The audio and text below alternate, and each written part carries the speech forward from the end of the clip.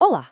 Vamos conversar hoje sobre algo que sinceramente parece quase sobre-humano. Como é que o apóstolo Paulo, preso, acorrentado, conseguia escrever cartas transbordando gratidão e oração? De onde ele tirava essa força toda? É isso que a gente vai investigar hoje. E olha, a chave para a gente entender a mentalidade do Paulo está bem aqui, nessa promessa de Filipenses.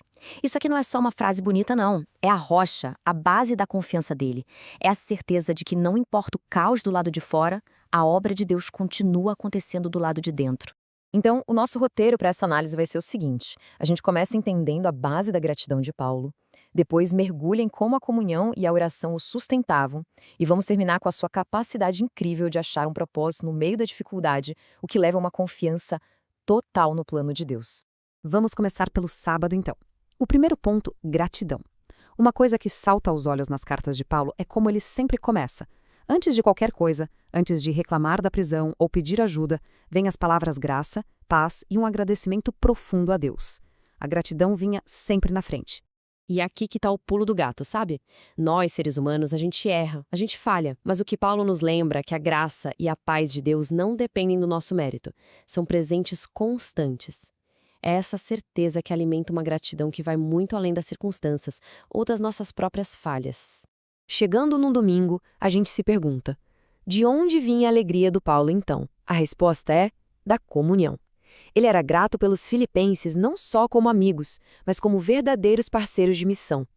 Mesmo estando a centenas de quilômetros de distância e atrás das grades, ele se sentia profundamente conectado a eles. Existe uma palavra grega para isso: koinonia. E olha, isso significa muito mais que amizade. É uma parceria espiritual, um compartilhamento de verdade, tanto nos sofrimentos quanto nas vitórias. Os filipenses não mandaram só dinheiro, eles estavam com Paulo em espírito. Era essa conexão que o mantinha de pé. Avançando para segunda-feira, o nosso foco vira para a oração. E o jeito que Paulo orava é um modelo incrível. Ele saía totalmente do eu quero, eu preciso e se concentrava por completo no bem-estar espiritual da igreja. As orações dele olhavam para fora e não para dentro. E presta atenção no que ele pedia. Nada de conforto, liberdade ou coisas materiais. Os pedidos dele eram para que a comunidade crescesse, amadurecesse, que o amor deles viesse com conhecimento, que eles soubessem escolher o que é excelente. Ele orava por integridade, por uma vida que não tropeçasse e que não fizesse outros tropeçarem, e por uma justiça que só podia vir de Cristo. A prioridade era sempre o crescimento deles, não o alívio dele. E isso nos leva direto para terça-feira, para a situação do próprio Paulo. Como ele via a prisão. Os filipenses, coitados, estavam super aflitos por ele. Mas a resposta de Paulo deve ter sido um choque, porque a visão dele era completamente diferente da deles. A virada de chave aqui é total, é incrível.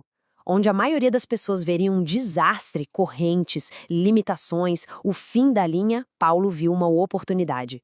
Pensa só, ele tinha uma audiência cativa, os guardas romanos, ele via a prisão como um jeito de fazer a mensagem avançar. Ele literalmente transformou a cela dele num púlpito.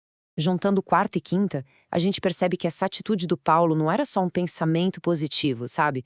Vinha da certeza de que o evangelho tinha um poder real, que dava resultados, que dava para ver.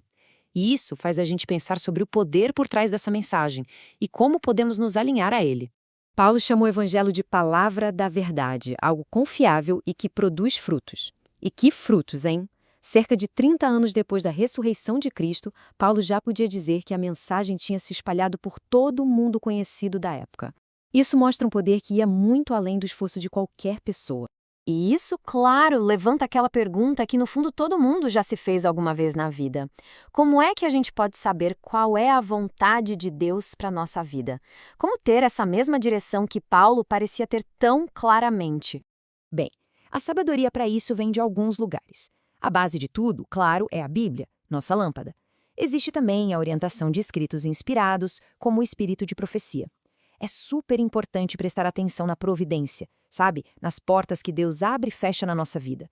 E, acima de tudo, cultivar uma sensibilidade para ouvir a voz do Espírito Santo.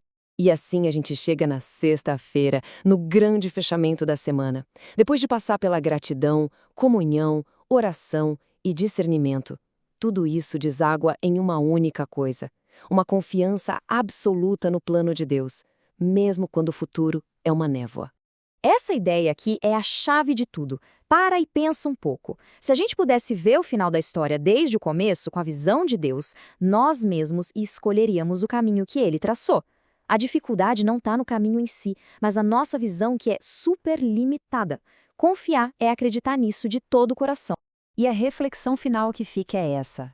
A jornada de Paulo prova que é possível. Mas como é que nós, no meio das nossas próprias prisões e incertezas, podemos desenvolver essa mesma confiança? Como aprender a agradecer antes mesmo de ver a solução? Essa é a grande questão que essa lição deixa para a gente pensar.